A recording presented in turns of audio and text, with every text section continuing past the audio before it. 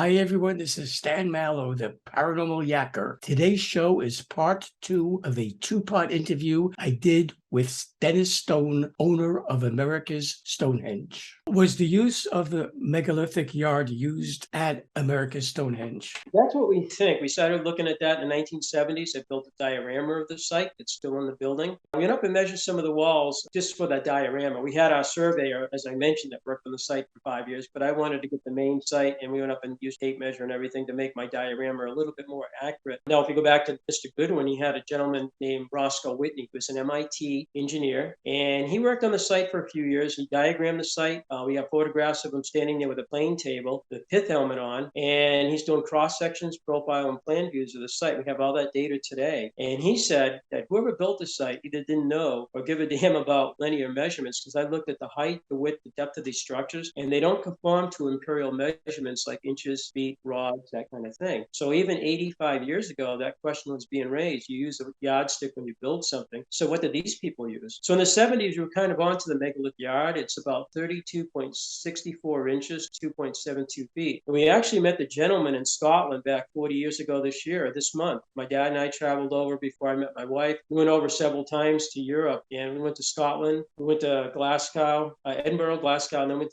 down to Dunlop, and we met the family, and it was Dr. Alexander Thom. And today he's kind of famous. He is considered by some the father of archaeoastronomy all over the world. And we got to have supper with both Dr. Alexander Thom and the rest of his family. His son, Dr. Archibald Thom, actually picked us up at the railroad. I think we came to a bus station, and he picked us up, and we spent the evening with them, and they gave us turkey, and it turns out it was our Thanksgiving day, and they didn't know that. So it's very, very nice, very, very nice of them to do that. And so we sat there discussing our site. He and his son were already aware of our site going back into the 1970s. So, but Dr. Thom died in 1985, and his son died in 1995. I think the grandson's still carrying out the work, but they're the ones that actually found the megalithic yard, and it was used throughout many of the megalithic sites in Western Europe. And they're finding some of the other sites in the Northeast, when they go out and carefully measure them, seem to conform to this measurement. But the megalithic yard is actually, there's a megalithic rod, which Dr. Thom found. It's 2.5 megalithic yards. 1/100th of that is a megalithic inch. Half of the megalithic yard is called a fathom, not to get everybody confused, but there's increments of the megalithic yard, and we seem to have found that at our site. Not only the groove on the table, it conforms to the megalithic yard, like the bottom of the groove is 1.5. So anyway, the bottom of the table, the groove is 1.5 megalithic yards, top is 1.25. The length of it's 2. The width of the table at the bottom of the bell is 2.5 megalithic yards,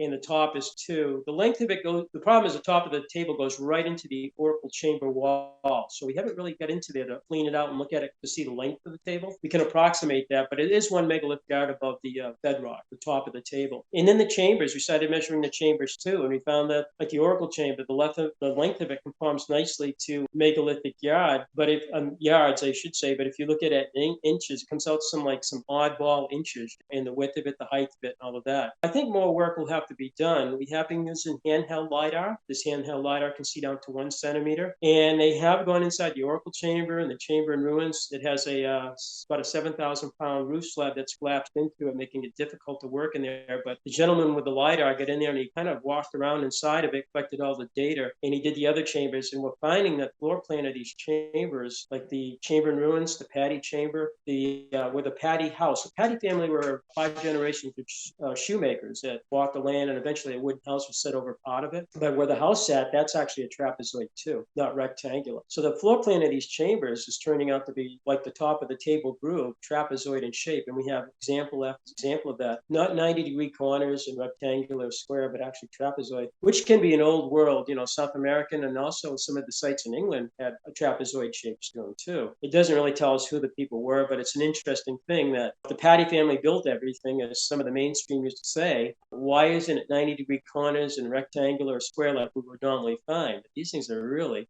deliberately built as trapezoids. And the corners of the walls they're 90 degrees, or not quite 90 because it's trapezoid shape, but they curve in at the top, and that's called core building. And we we have that core belling in the chambers too. Mr. Goodwin kind of noted that in the 30s, and we thought he was a little off his rocker because he shows in his diagrams highly stylized beehive shapes to everything. I don't think he wasn't really off. He exaggerated the curvature, but he was on the right money. The inside of the oracle chamber, by the way, when you walk in up in the north-south, the walls are vertically stacked and all beautiful roof slabs. If you go up to the east wing overhead, the whole top of it is core belling, all the way down that length of that chamber. And I have seen that in Newgrange in Ireland. I've seen that at other chambers down in Europe too. We've been to France. We've been to quite a few, Ireland, England, Wales, Scotland, and in France. And we've been to Malta too. We were in Malta. And you see this core belling take place in a lot of different sites. And it's an old-fashioned way of making the ceiling kind of come together. It's before the true arch was discovered, I guess, with the keystone. What kind of research is currently going on, and is any research being planned for the future? We have been doing it for about 85 years, including Mr. Goodwin and the Early Sites Foundation in the 1950s. It was another group that worked on the site Dad first visited. But we've been doing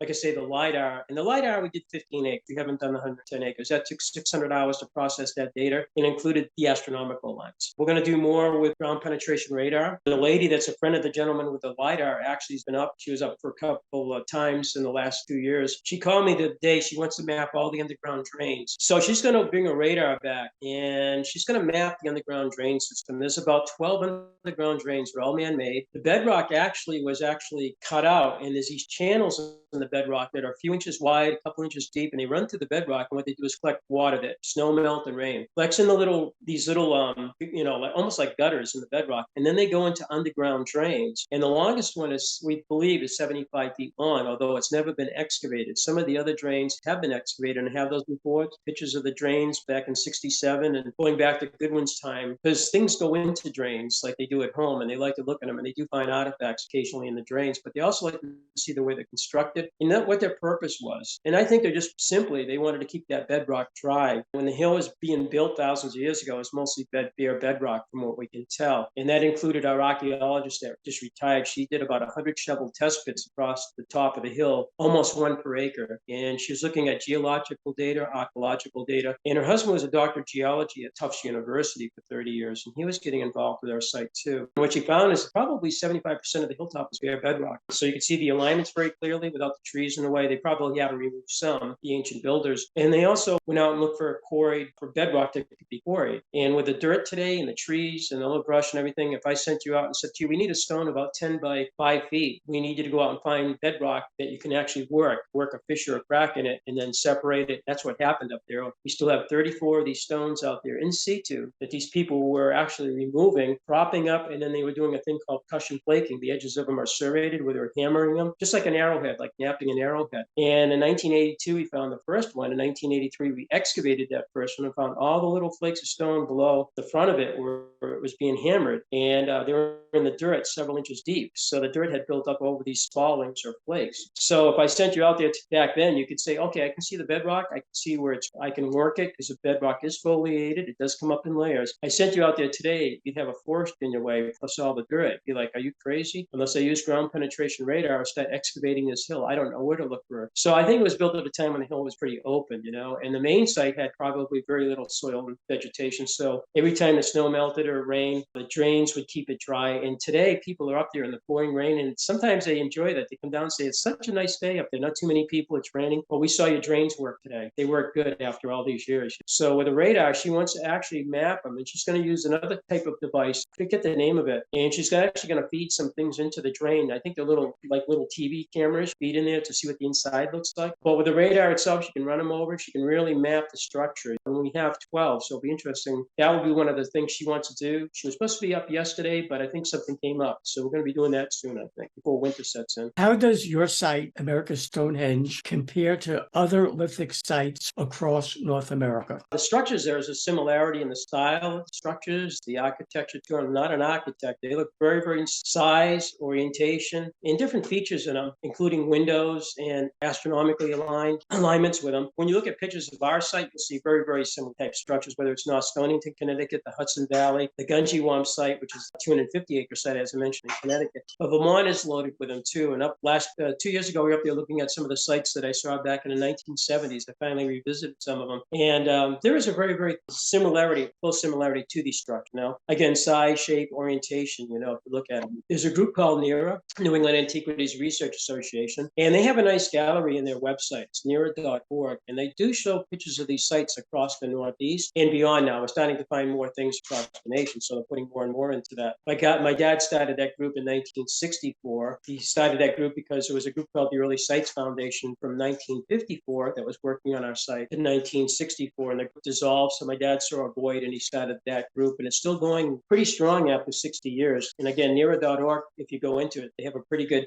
gallery of other sites around the Northeast. You can do your own looking at them and see how they compare too. Various inscriptions have been found throughout the site. What are some of them? Some of the inscriptions were found by Goodwin back in the 1930s.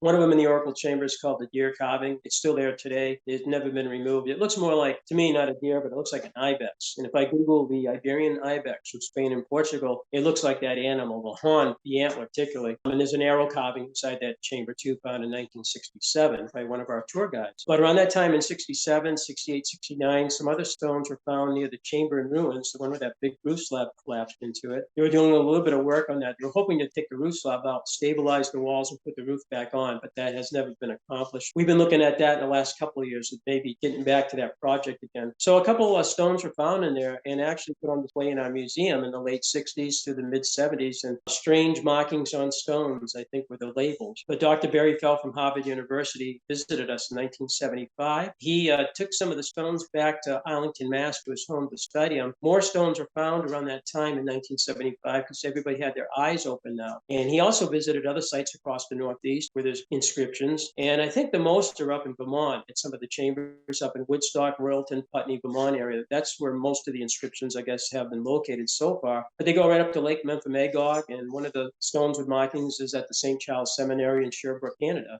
That kind of thing. But he said that the markings on our stones were 3 different types of script. He felt they came from Spain and Portugal. They compared to what he knows about the script over there. So he calls everything the Iberian script. Well, one was Phoenician, the other one was Libyan, and the other one was Celtic. So he called it Iberian Celt, Phoenician, Iberian Punic, the Libyan. And he said that was Iberian too. But the people were there. It was a melting pot. In Spain and Portugal have some of the most magnificent megalithic ruins. When you think of England and Wales and Ireland and France. I have been to Spain, but unfortunately I spent about 10 days in Spain, but we didn't get a chance to go see some of the megalithic sites on the West Coast. We were everywhere else still in Spain except there pretty much. But I have to go back sometime. But Barry Fell thinks that was a melting pot of different cultures, and they jumped off like Columbus did much, much later and came to the New World. So these inscriptions have been found from southern Canada all the way down to Brazil, from the East Coast of North America all the way out to the West Coast. These inscriptions have been found. The number of inscriptions I hear lately is in Brazil about 3,000 and North America about 3,000 also. I don't know how accurate those numbers are. And the skeptics would say, well, they're just ant tracks, they're misinterpretations, they're hoaxes, fakes, frauds, that kind of thing. When you look at them very, very closely, and the letters are correct, the letters are put together correctly to make a word, and the sentences are the proper syntax and everything. I think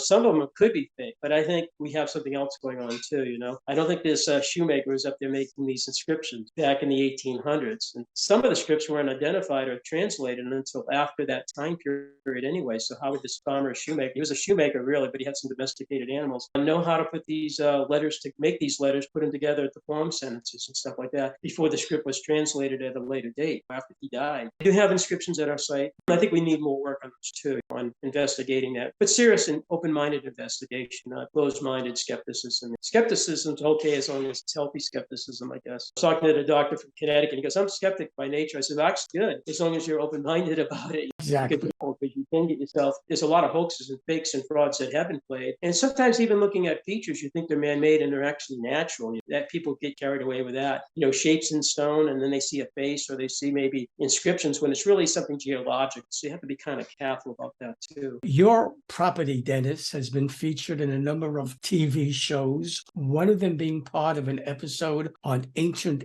aliens that was about UFOs over the Hudson Valley and New England. Could you tell me what what role America's Stonehenge played in that episode? It was called The Druid Connection, I think, and it came out in 2019. And they showed the Hudson Valley. They showed a couple of the sites down there. Maybe they're in Dutchess, Westchester, and Putnam County. So they were down there. A couple of the hosts were down there, like David Sheldis and Hugh Newman. They've both been to our site, by the way. And they also went over to Gunjewap, as I mentioned. That was part of that episode, too. So if you watch the episode, you'll see a couple of Hudson Valley sites. You'll see the Gunjewap site. You'll see some really nice photography at our site, both on the ground and aerial photography. They didn't talk too much about our site as far as ancient aliens or UFOs, although New Hampshire's number 5, I think, in the country for UFO. We had Betty Hill, she became a friend of my mom's, the Interrupted Journey. That happened in the White Mountains. And the incident at Exeter just happened down the street. So one of the towns 15 miles away, Exeter, has a UFO fest every year like they do in Roswell and other places in the nation. But they say these are hotbeds of UFO activity, particularly the ones in the Hudson Valley with the UFO flap back in the early 80s. And I was flying for an airline called Precision Airlines. We used to go to LaGuardia all the time from Rutland, Vermont, and also from Boston. I was based in Rutland, and then I moved to Manchester, New Hampshire, and then actually based in Boston. A couple of my colleagues ended up getting interviewed by, I think, Newsweek and Time Magazine, and I guess on the radio, because they were involved with that UFO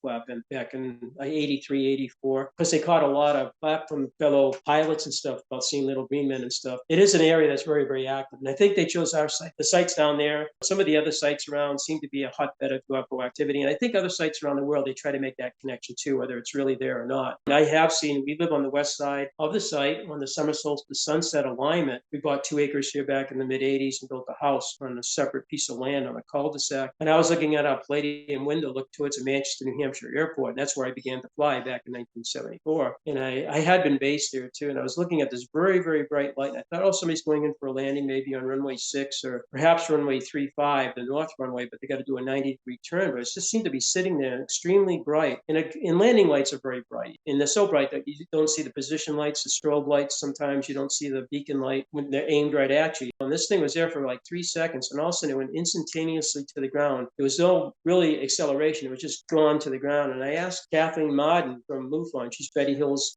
niece, and she's on the UFO circles. I've met her a couple of times. She's been to our site too. If she ever heard of that. And the only thing she reported was something about reptilians and maybe at Skinwalker Ranch. And I've seen that show a few times, but I don't recall that particular thing. But it looked like the thing in Israel over the dome where the UFO comes down slowly and then it goes up straight, except mine was the reverse. Mine was into the ground. It was like that. And I flew about 30,000 hours. And I even flew for UPS in the 80s. And I flew a lot of military guys from Vietnam and the Korean War. And occasionally we talk about UFOs. And occasionally we'd be flying, because we did night flying all the time. I was on the 727. You'd see things in the distance and they would be like a light and then it would disappear. Did they turn off the landing light? Did it go behind a cloud? Or was it something else? So we didn't have any near encounters, but my encounters have been on the ground driving or in my house. That's where I've seen mine. And it was right here at this place. And another girl came up to us this year and she had in her car filming a UFO. I think it was sort of a silvery thing and it looked really interesting. She sent me the video and it was right over our hill. She was coming up, I think, with her mom to visit us. And as she's getting close to the hill, she's filming a UFO over it. It was kind of interesting. I'm sure that happens since the UFOs are seen pretty much everywhere. But Ancient Aliens, it was good. They talked about the site, mostly about maybe ancient druids, but the site's pre-druid, I think, anyway. So I don't think druid would be the correct label for a site. But that was a connection, the Hudson Valley, the Gunjewap, our site, and the UFOs, I guess. Did you ever have mediums or paranormal investigators explore the grounds? And if they did, what vibes or energies were picked up? I think Hans Holz's book, 1992, called Long Before Columbus, he wrote that, and it was about his 1970s experiences at our site. He came first in 1970 and 71, 72, right through the mid-70s. And he brought in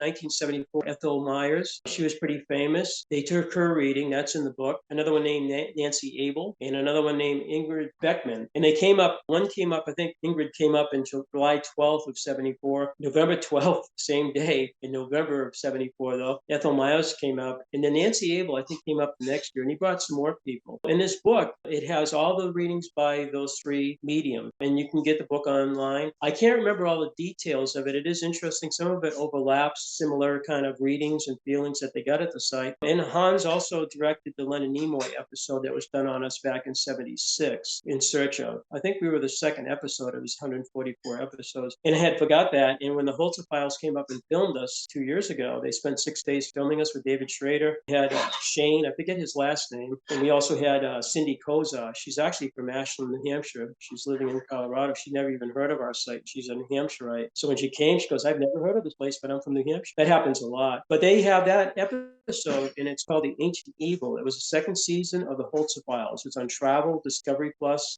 They brought in Scott Walters as a guest. They brought in Daryl Jameson. He's Black Eagle. He's a Wampanoag Native American. He had a very big experience at our site a few years ago, and he actually was on that show describing what he felt, what he sensed, and everything. And that's kind of interesting. And then Cindy Kozar goes off to talk about what she found up there, what she sensed of the site. So that episode is only 2 years old. And again, it's called Ancient Evil. And I think you can pull that up maybe on Hulu, maybe on Discovery Plus. And David's off to Montana doing a new show with Cindy right now. And I think that's on Travel Channel on Sunday nights. We've had a lot of other mediums up at our site over the years. I can't remember all the names. Friends of ours, Willie and Lynn, they're from the coast of New Hampshire, the Paranormal Project. They've been coming up for a number of years, and I've been on their TV show in the studio and everything. And they had a whole reading, and she put out a whole package of things that she found. It was interesting, very, very interesting. And we just had last week on Halloween, Scott Walters was up. They were up for, he's from America on Earth again, and again, he was up for the Hudson Files. And they did a whole tour from Nova Scotia down to Washington, D.C. So a Knights Templar and everything. But in the evening, we had Dave Childers, and he's a New England ghost hunter. He's been on, I think, with TAPS. He's been on Ghost Adventures. He knows